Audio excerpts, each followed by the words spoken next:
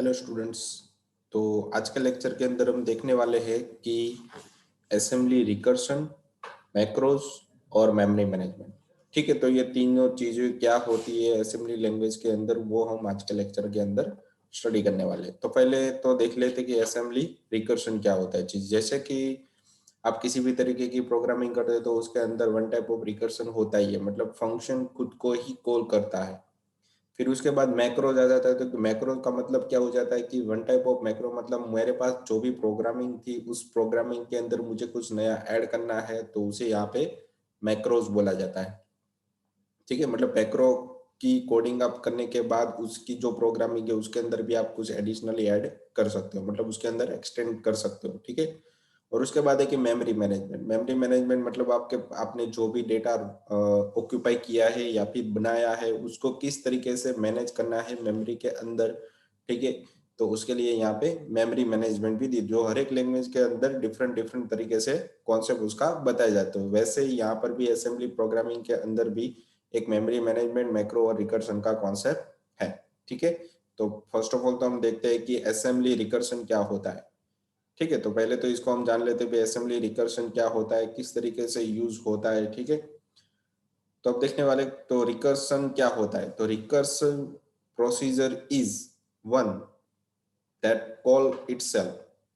ठीक है, तो वन टाइप ऑफ फंक्शन है जो फंक्शन खुद को ही बार बार कॉल करता रहता है जब तक आपकी फंक्शनैलिटी, मतलब आपकी कंडीशन फॉल्स नहीं होती तब तक। ठीक है, तो ये होता है वन टाइप ऑफ फंक्शन। आप नॉर्मल फंक्शन जो बनाते हो यूजर डिफाइंड फंक्शन, वही फंक्शन होता है, पर इसके अंदर क्या होता है कि बार बार फंक्शन खुद को ही कॉल कर, मतलब अपने अंदर जाएगा और उसी को और खुद को ही कॉल करेगा। मतलब वहां पे आपको एक कंडीशन मैट करवानी पड़ेगी, जो कंडीशन सही हो रही है तो आपकी कंडीशन रिकर्शन है वो फॉल्स हो जाए, मतलब उसमें से बाहर आ जाए, तब तक वो एक बार बार अपने आप को ही कॉल करता रहेगा। ठीक है, तो इसे यहाँ पे रिकर्शन बोला जाता है। रिकर्शन ऑलवेज फंक्शन के साथ यूज होता है। फिर उसके बाद दिया गया कि there are two kinds of recursion. तो यहाँ पे दो तरीके के अलग अलग रिकर्शन है। फर्स्ट ऑफ ऑल तो है डायरेक्ट रिकर्शन और दूसरा है इनडायरेक्ट रिकर्शन। ठीक है, तो फर्स्ट ऑफ ऑल क्या दिया गया है कि in direct recursion the procedure call itself, वो खुद को ही कॉल करती है, and in indirect recursion the first procedure call the second procedure. ठीक है, तो वहां पे क्या होता है कि बहुत अलग अलग तरीके की प्रोसीजर, मतलब फंक्शनलिटी बनाई जाती है। जैसे कि सब रूटीन हम बनाते हैं। ठीक है, सब रूटीन मतलब one type of small of code. ठीक है, स्मॉल कोडिंग रहती है जिसके अंदर हमें जो भी चाहिए उसके मुताबिक ही उसकी कोडिंग वहां पे हमने की होगी। ठीक है, तो अलग अलग तरीके की फंक्शनलिटी हमने फंक्शन बना के रख दिए, प्रोसीजर बना के रख दिए। ठीक है, अब क्या करेंगे कि फर्स्ट ऑफ ऑल हम किस प्रोसीजर को कॉल करवाना है, और फर्स्ट प्रोसीजर चलेगी तो उसके बाद ही उसके अंदर से ही दूसरी प्रोसीजर चलनी चालू होगी। ठीक है, तो which is turn call the first procedure, तो वापस फर्स्ट प्रोसीजर को कॉल करेगी, तो इसे इनडायरेक्ट रिकर्सन बोला जाता है। मतलब फर्स्ट प्रोसीजर दूसरे को कॉल करेगी, दूसरी वो फर्स्ट को कॉल करेगी, तो इसे यहाँ पे इनडायरेक्ट और डायरेक्ट, मतलब प्रोसीजर खुद को ही कॉल करती है उसे यहाँ पे डायरेक्ट रिकर्सन बोला जाता है। ठीक है, तो ये अलग अलग तरीके की रिकर्सन है यहाँ पे। तो recursion could be observe in numerous mathematical algorithm, तो एल्गोरिदम के द्वारा उसको यूज किया जाता है। मोस्टली आपकी जो भी एल्गोरिदम बनती है वो मोस्टली रिकर्सन के बेस पे ही बनती है, क्योंकि किसी भी तरीके की आप वेरिएबल या कुछ भी फंक्शनलिटी वहां पे अप्लाई कर दोगे, जब तक वो डेटा मीट नहीं होगा तब तक वो चलता रहेगा। ठीक है, तो उसकी जो बेस्ट एग्जांपल है वो यहाँ पे दी गई है कि फैक्टोरियल नंबर। ठीक है, फैक्टोरियल नंबर की कंडीशन जब तक जीरो या जीरो से कम नहीं होगी तब तक वो घूमती रहेगी, मतलब अपने आप को बार बार वो कॉल करती रहेगी। तो उसकी एग्जांपल यहाँ पे दी हुई कि फैक्ट नाम का एक एल्गोरिथम है, उसके अंदर आपको जो भी नंबर पास करवाना वो पास कर सकते हो। ठीक है, और उसके बाद यहाँ पे दिया है कि जो भी आपके पास नंबर है इनटू फैक्ट, मतलब जो फैक्ट है वो खुद को ही कॉल करेगा, मतलब वो वापिस फैक्ट यहाँ पे जाएगा, पर यहाँ पे जो भी नंबर दिया उसमें से एक माइनस होके जाएगा। वापस वो यहाँ पे कॉल करने आने के बाद जिसकी जो एक वैल्यू कम थी उसमें से भी वापस एक वैल्यू कम होती है, मतलब एक एक वैल्यू कम होती है कि 5 है तो 4 3 2 1 0। जैसे 0 होगा तो आपकी कंडीशन यहाँ पे मैट हो जाएगी, तो वो रिकर्शन आपका फॉल्स हो जाएगा। तब तक आपको लास्ट वैल्यू जो उसका कैलकुलेशन करके दोनों का मल्टीप्लाई हो रहा है हर बार, तो वो आपको मिल जाएगा। ठीक है, तो इस तरीके से रिकर्शन यहाँ पे वर्कआउट होता है। ठीक है, तो उसकी एक्सप्लेनेशन भी यहाँ पे दी गई है, उसकी प्रोग्राम भी यहाँ पे दी गई है। ठीक है, तो फर्स्ट ऑफ ऑल तो उसकी एक्सप्लेनेशन जो ऊपर हमने एग्जांपल अभी पढ़ा है उसके जो रिलेशन है, उसका जो एग्जांपल है, उसकी डिस्कशन हम यहाँ पे करने वाले हैं। तो यहाँ पे बताया गया था कि फॉर एग्जांपल फैक्टोरियल ऑफ 5, जैसे कि यहाँ पे उसने क्या दिया, n दिया, तो हम यहाँ पे क्या ले रहे हैं, n की जगह पे 5 ले रहे हैं। 5 is 1 into 2 into 3 into 4 into 5, मतलब 5 मतलब 5 का फैक्टोरियल क्या होगा, 5 इंटू 4 इंटू 3 इंटू 1, मतलब इन सब का मल्टीप्लाई। अगर आप वहां पे 7 ले रहे हो, 7 ले रहे हो, तो 7 into 6 into 5 into 4 into 3 into 1। ठीक है, इस तरीके से फैक्टोरियल को गिना जाता है। ठीक है, कैलकुलेट किया जाता है। तो factorial of 4, and this can be good example of showing recursion. Recursion को देखने के लिए फैक्टोरियल का बहुत ही अच्छे से एग्जांपल यूज कर सकते हो। Every recursive algorithm must have an ending condition. तो जितने भी तरीके के आप रिकर्सिव फंक्शन यूज करते हो या फिर रिकर्शन यूज करते हो, वहां पे एक लास्ट में फॉल्स कंडीशन मैट आपको करवानी ही पड़ेगी, तभी आपकी रिकर्शन है वो कभी फॉल्स होती है। ठीक है, वरना वो कभी फॉल्स नहीं होती और इनफाइनाइट लूप के अंदर वो चली जाएगी। तो लास्ट में एल्गोरिदम के अंदर आपको एक कंडीशन मैट करवानी पड़ेगी जिसकी मदद से वो फॉल्स हो जाएगा। The recursive calling of the program should be stopped when condition is fulfilled। ठीक है, तो जब तक रिकर्सिव की कॉलिंग ऑफ प्रोग्राम, मतलब वो जब तक प्रोग्राम को कॉल करता रहेगा, वो स्टॉप कब होगा, जब आपकी कंडीशन फुलफिल हो, मतलब सही होगी, मैट होगी। ठीक है, तब। ठीक है, तब तक वो अपने आप को कॉल करवाता रहेगा। In the case of factorial algorithm, the end condition is reached when n is 0। जब तक n 0 नहीं हो जाता तब तक आपका रिकर्सिव, मतलब वही फैक्टोरियल के लिए बताया गया है, किसी दूसरे एल्गोरिथम के लिए नहीं बताया गया, सिर्फ फैक्टोरियल के लिए जब तक n की कंडीशन 0 नहीं होती तब तक वो घूमता रहता है। तो उसकी यहाँ पे साइड में आपको एक प्रोग्राम भी दी गई है जिसके अंदर आपको सारा कुछ कैलकुलेटर और उसका यहाँ पे साइड में फंक्शनलिटी भी एक्सप्लेन की गई है, भाई क्या किस चीज की मदद से, कौन सी असेंबली लैंग्वेज की मदद से क्या चीजें होती है। ठीक है, तो फर्स्ट ऑफ ऑल तो अंडरस्कोर स्टार्ट की मदद से हमारा प्रोग्राम स्टार्ट होगा और यहाँ पे कैलकुलेटिंग फैक्टोरियल फॉर 3, मतलब 3 फैक्टोरियल के लिए मुझे क्या चाहिए, तो 3 इंटू 2 इंटू 1, तो हमें आउटपुट आना चाहिए 6। तो उसकी यहाँ पे फैक्टोरियल की कॉलिंग की है, मतलब कॉल प्रोक फैक्टोरियल, मतलब प्रोसीजर की जो भी फैक्टोरियल की प्रोसीजर यहाँ से स्टार्ट होगी। ठीक है, स्टार्ट होने के बाद उसने क्या किया कि 30h वो x के अंदर स्टोर कर दिया और x के अंदर फैक्ट नाम के फंक्शन को स्टोर कर दिया। फिर उसकी लेंथ और कितनी बार उसको मेमोरी के अंदर से कॉल करवाना है, तो वो सारी चीजें यहाँ पे आपको एक्सप्लेन की हो और साइड में भी आपको डिस्क्रिप्टर्स अच्छे से दिया हुआ है। तो ये आपके यहाँ से समझ सकते हो भाई किस तरीके से ये वर्कआउट होता है। ठीक है, फिर उसके बाद तो ये हमारी रिकर्सन थी। आई होप रिकर्सन आपको समझ में आया होगा थोड़ा बहुत कि क्या चीज होती है, और इसके अंदर और भी डिटेल में आपको जाना है तो आप नेट पे ट्यूटोरियल पे भी फाइंड आउट कर सकते हैं रिकर्सन एग्जैक्टली किस तरीके से यूज किया जाए। मैंने आपको जस्ट उसकी कॉन्सेप्ट समझाई क्या होता है। ठीक है, फंक्शन खुद को ही कॉल करता है तो उसे यहाँ पे रिकर्सन बोला है, वो फंक्शन के केस में ही यूज किया जाता है और दूसरे केस में रिकर्सन यूज नहीं होता फंक्शन के केस में। ठीक है, तो जैसे हमारा रिकर्शन यहाँ पे खत्म हो रहा है तो उसके बाद हम मैक्रो, तो मैक्रो के बारे में हमने इससे पहले भी शायद पढ़ा हुआ था। ठीक है, तो इससे पहले भी मैंने मैक्रो के बारे में डिटेलिंग में आपको बताया था कि मैक्रो एग्जैक्टली क्या होता है। ठीक है, असेंबली लैंग्वेज के अंदर। तो यहाँ पे वही चीज मैं शॉर्ट डिस्क्रिप्शन के फॉर्मेट में आपको बता रहा हूँ कि मैक्रो क्या होता है और उसकी सिंटैक्स सिंपल से। ठीक है, तो यहाँ पे उसकी एक्सप्लेनेशन दी गई है कि writing a macro is another way of ensuring modular programming in assembly language. ठीक है, तो असेंबली लैंग्वेज के अंदर जिस तरीके से आपको उसकी प्रोग्रामिंग करनी है उसके लिए एक अलग से एक मैक्रो दिया, मतलब जो भी प्रोग्रामिंग है उसके अंदर आप कुछ नया प्रोग्राम अपनी तरीके से डाल सकते हो, उसे यहाँ पे मैक्रो बोला जाता है। Macro is a sequence of instruction. तो मैक्रो क्या होता है कि वन टाइप ऑफ एक इंस्ट्रक्शन है जो सीक्वेंस के फॉर्मेट में, मतलब एक स्टेप होने के बाद ही दूसरी उसकी इंस्ट्रक्शन रन होगी, दूसरी खत्म होने के बाद ही तीसरी होगी। ठीक है, फिर assign by name and could be used anywhere in the program. तो किसी भी चीज को असाइन कर सकता है, उसको नेम दे सकता है और एनीवेयर प्रोग्राम के अंदर कहीं पर भी आप उसको लिख सकते हो, मतलब प्रोग्राम आप मैक्रो के अंदर कहीं पर भी लिख सकते हो। उसे यहाँ पे रन करने के लिए NASM की जरूरत पड़ती है। ठीक है, NASM का फुल फॉर्म मैंने शायद इससे पहले भी आपको बता दिया था। फिर मैक्रो को रन करने के लिए या फिर प्रोसेसर को चालू करने के लिए macro are define with percentage macro. Macro जैसे ही लिखोगे तो आपकी प्रोग्रामिंग स्टार्ट हो जाएगी और जहाँ पे खत्म हो रहा है वहाँ पे आपको लिखना है परसेंटेज एंड मैक्रो डायरेक्टिव। इस तरीके की डायरेक्टिव आपको देनी पड़ेगी। जैसे आप सी लैंग्वेज के अंदर हैज इंक्लूड देते हो तो आपकी वन टाइप ऑफ डायरेक्टिव होगी, वहां से वो फंक्शन उठा के लाएगा। वैसे ही मैक्रो के अंदर भी बहुत सारे फंक्शनलिटी होते हैं, तो जैसे आप परसेंटेज मैक्रो लिखते हो तो उसके अंदर जो भी फंक्शन पड़े वो आप यूज करते हो उसके अंदर। ठीक है, the macro begin with percentage macro directive and with percentage and macro directive. ठीक है, तो इस तरीके से आप उसको प्रेजेंट कर सकते हो। फिर उसकी सिंटेक्स किस तरीके से होती है वो तो मैंने आपको बता दिया भाई, इस तरीके से वो चालू होगा, इस तरीके से वो बंद होगा। ठीक है, तो उस वही आपको यहाँ पे एक्सप्लेनेशन के फॉर्मेट में दिया हुआ है। तो यहाँ पे दिया गया है कि whereas the number of parameter specify the number, parameter macro name specify the name of the macro. ठीक है, तो वही यहाँ पे एक्सप्लेन किया गया कि परसेंटेज मैक्रो पैरामीटर्स वो आपको क्या डिफाइन करता है कि कितने पैरामीटर आपको पास करने हैं, और मैक्रो नेम स्पेसिफाई करता है कि उस मैक्रो का नाम क्या रखना है। ठीक है, फिर है कि the macro is invoke by using a macro name along with necessary parameters, मतलब वो सम पैरामीटर के थ्रू मैक्रो को इन्वोक किया जाता है।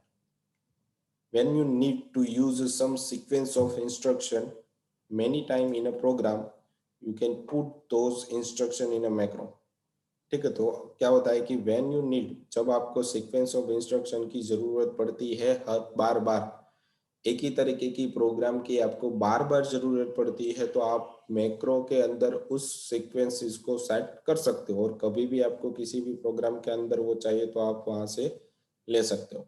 ठीक है, मतलब एक ही बार आपको डिफाइन कर देना है, मतलब उसकी प्रोग्रामिंग के अंदर सेट हो गया, कभी भी चाहिए तो एक लाइन लिखोगे तो वो प्रोग्राम ऑटोमेटिकली रन मैक्रो के अंदर जो भी आपने डिफाइन करके डाला था, ठीक है, वो आपको इजीली मिल जाएगा। ठीक है, मतलब बार बार आपको प्रोग्राम लिखने की जरूरत नहीं है। फिर है कि you can put those instruction in a macro and use it instant of writing instruction all the time, मतलब बार बार लिखने की वजह के अलावा आप एक ही बार प्रोग्राम को यूज कर सकते हो, मतलब एक ही बार आप बना दोगे तो उसको हर बार यूज कर सकते हो। ठीक है, तो उसकी यहाँ पे नीचे एक्सप्लेनेशन और उसकी सिंटेक्स भी दी गई है कि परसेंटेज मैक्रो नेम, मैक्रो के बाद macro name, macro underscore name, उसके बाद नंबर ऑफ पैरामीटर, और उसके एंड में एंड मैक्रो आपको लिखना पड़ेगा, और जो भी आपको बॉडी के अंदर लिखना है वो सारा कुछ आपका प्रोग्रामिंग के अंदर स्टोर हो जाएगा। ठीक है, फिर मेमोरी मैनेजमेंट। ठीक है, तो मेमोरी मैनेजमेंट एग्जैक्टली क्या होता है, तो देखो इससे पहले भी हमने मेमोरी मैनेजमेंट पढ़ा था, पर किसके अंदर पढ़ा था, अगर आपने शायद जावा या कोई अदर एडवांस प्रोग्रामिंग लैंग्वेज पढ़ी होगी तो उसके अंदर मेमोरी मैनेजमेंट आता है। सी लैंग्वेज के अंदर भी आई थिंक आता है कि मेमोरी मैनेजमेंट, उसके लिए यहाँ पे डायनेमिक मेमोरी एलोकेशन का यूज किया जाता है। मतलब कॉन्सेप्ट कौन सा लगता है वहाँ पे, डायनेमिक मेमोरी एलोकेशन। ठीक है, तो डायनेमिक मेमोरी एलोकेशन को यहाँ पे मेमोरी मैनेजमेंट के फॉर्मेट में यूज किया जाता है। ठीक है, तो फर्स्ट ऑफ ऑल यहाँ पे दिया गया तो सिस्टम ब्रेक, मतलब यहाँ पे वन टाइप ऑफ आपको सिस ब्रेक नाम की एक फंक्शन दी गई है जो सिस्टम कॉल है, जिसकी मदद से वो मेमोरी को अलोकेट करेगी कि कितनी मेमोरी आपके पास फ्री फ्री पड़ी हुई है, और फ्री है तो कौन से लोकेशन से वो स्टार्ट हो रही है। ठीक है, तो वो सारा काम किसका रहता है, सिस ब्रेक नाम के फंक्शन का होता है, जो आपका जो कर्नल लेता है, मतलब जो आपकी हार्डवेयर है उसको वो जानकारी पहुंचाता है, इन्फॉर्म देता है कि किस तरीके की मेमोरी यहाँ पे चाहिए और कितनी मेमोरी चाहिए, वो सारा कुछ रिक्वायर करके रहता है ये फंक्शन। ठीक है, सिस ब्रेक, तो इसके बारे में भी यहाँ पे डिस्क्रिप्शन के फॉर्मेट में दिया हुआ है कि sys break system call is provided by kernel. ठीक है, तो सिस ब्रेक फंक्शन है वो किसके द्वारा कॉल किया जाता है, सिस्टम के द्वारा कॉल किया जाता है to allocate a memory without need of moving it later, मतलब उसको बाद में मूव करने की कोई जरूरत नहीं है, या फिर दूसरे डेटा को भी मूव करने की कोई जरूरत नहीं है। ठीक है, फिर है कि this call allocate memory write behind the application image in the memory, मतलब जो भी आपकी इंफॉर्मेशन रहेगी वो एज अ इमेज के फॉर्मेट में मेमोरी के अंदर स्टोर करेगी, और आपका जो डेटा है वो भी वहां पे तो स्टोर होगा ही, टेम्पररी आपने जहाँ से उठाया उसको वहाँ पे तो होगा ही, पर एक वन टाइप ऑफ इमेज के फॉर्मेट में डेटा को उठा के वो नई मेमोरी के अंदर लोकेशन पे स्टोर कर देगा। ठीक है। अब आप कभी भी डेटा को डिलीट करने की ट्राई करते हो तो वो क्या करता है कि मेमोरी में से परमानेंटली डेटा नहीं डिलीट करता, उसका जो लोकेशन होता है स्टार्टिंग कहाँ से हो रहा है वो स्टार्ट, उसको डिलीट कर देगा। मतलब आप बैकअप वहां से ले सकते हो। ठीक है, समझ में आ रहा है? मतलब आप बैकअप बैकअप का मतलब ही हो जाता है कि आपने उसकी जो फ्रंट व्यू की लोकेशन थी वही डिलीट की है, स्टार्टिंग एड्रेस। उसके बाद की जितनी भी एड्रेस थी वो तो वहां पे लोकेशन के फॉर्मेट, डेटा के फॉर्मेट में पड़ी हुई है। जब तक आप उसको ओवरराइट नहीं करते तब तक डेटा आपका वहां पे पड़ा रहता है।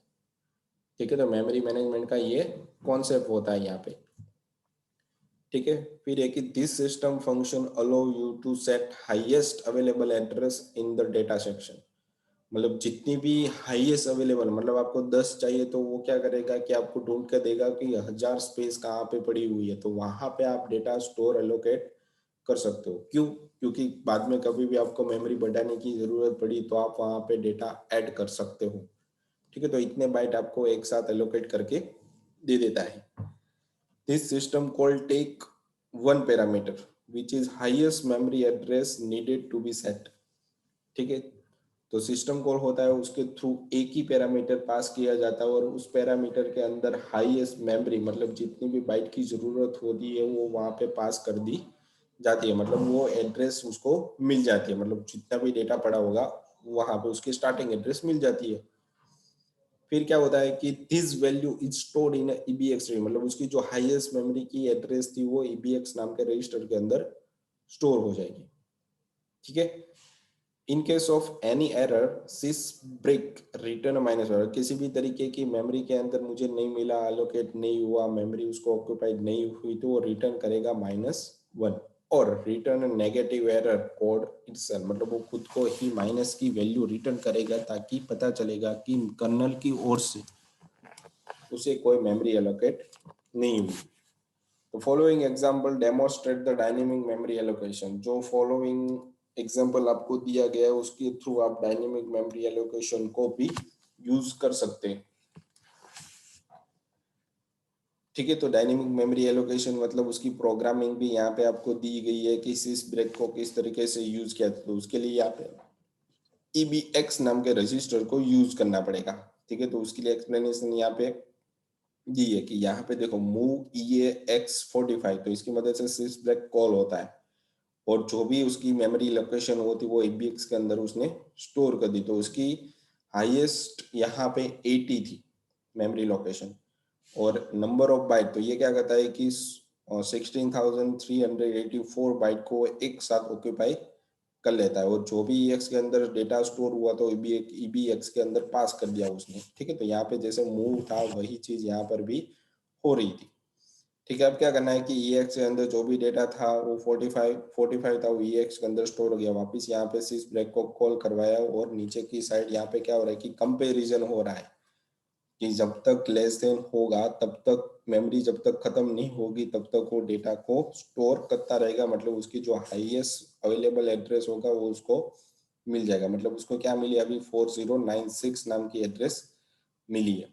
ठीक है, तो जैसे ही अब नीचे की साइड आएगी तो यहाँ पे मुझे वापस दे रहा है कि मेमोरी के अंदर उस लोकेशन को किस तरीके स्टोर करवाना है, तो उसकी यहाँ पे प्रेजेंटेशन आपको दी गई है। ठीक है, फिर यहाँ पे लिखा हुआ है कि ECX मैसेज पास कर दिया, उसकी लेंथ उसने फाइंड आउट कर ली और जो भी मैसेज था उसने वो प्रिंट करवा दिया। ठीक है, अब जैसे ही आप एग्जिट करोगे तो सेक्शन के थ्रू आपको क्या मिलेगा, मैसेज के अंदर के एलोकेटेड 16 KB ऑफ मेमोरी, मतलब उसको क्या मिलाया है 16 KB का डेटा मेमोरी लोकेशन उसको मिल गया। तो उसकी लेंथ कितनी हुई, यहाँ पे हमें 16 KB, मतलब बहुत सारी मेमोरी उसको ऑक्यूपाई एट अ टाइम मिल गई। मतलब उसकी जो हाईएस्ट मेमोरी थी वो उसको वहाँ पे मिल गई। तो इस तरीके से डायनेमिक मेमोरी एलोकेशन की प्रोग्रामिंग की एल्गोरिदम की जाती है। ठीक है, असेंबली लैंग्वेज के अंदर। ठीक है, ओके। तो लास्ट में हमारे पास क्वेश्चन थे। तो आज के लेक्चर के अंदर हमने क्या देखा कि रिकर्शन असेंबली लैंग्वेज के अंदर क्या होता है, जो अदर लैंग्वेज के अंदर यूज किया जाता है वही यहाँ पे हमने देखा। उसकी सिंटैक्स देखी, उसकी बेस्ट एग्जांपल हमने देखी। फिर मैक्रो था कि मैक्रो हमने इससे पहले भी पढ़ा हुआ था, तो उसकी यहाँ पे डायरेक्टिव और उसकी सिंटेक्स हमने देखी और उसकी डेफिनेशन थी, ठीक है। फिर उसके बाद मेमोरी मैनेजमेंट के बारे में हमने पढ़ा भी कि one type of assembly language के अंदर मेमोरी मैनेजमेंट किस तरीके से होता है और किस तरीके से उसको यूज किया जाता है, ठीक है। तो उसके लिए कौन से रजिस्टर की जरूरत पड़ी, अगर उनसे मेमोरी एलोकेट नहीं हुआ तो क्या किस तरीके से डेटा रिटर्न करेगा, और रिटर्न करने के बाद यहाँ पे डायनेमिक मेमोरी एलोकेशन की वन टाइप ऑफ एक प्रोग्राम भी दी गई है, ठीक है, जिसकी मदद से जितना भी डेटा होगा वो उसके लोकेशन को फाइंड आउट करता है कि किस तरीके से डेटा स्टोर करवाना। तो उसकी यहाँ पे असेंबली लैंग्वेज के अंदर इस तरीके से एल्गोरिथम की जाती है, ठीक है। तो जैसे ही हमारा लेक्चर यहाँ पे खत्म हो रहा है तो लेक्चर के रिगार्डिंग यहाँ पे आपको 3 क्वेश्चन दिए गए हैं जो आपको सबमिट करवाने रहेंगे आपकी RNW-IT एप्लीकेशन के अंदर, ठीक है। तो आज के लेक्चर के लिए इतना ही था, थैंक यू। तो नेक्स्ट लेक्चर के अंदर हम देखने वाले हैं फाइल मैनेजमेंट, ठीक है। असेंबली लैंग्वेज के अंदर फाइल मैनेजमेंट, फाइल को मैनेज किस तरीके से किया जाता है उसके बारे में, ठीक है। तो आज के लेक्चर के लिए इतना ही था, थैंक यू।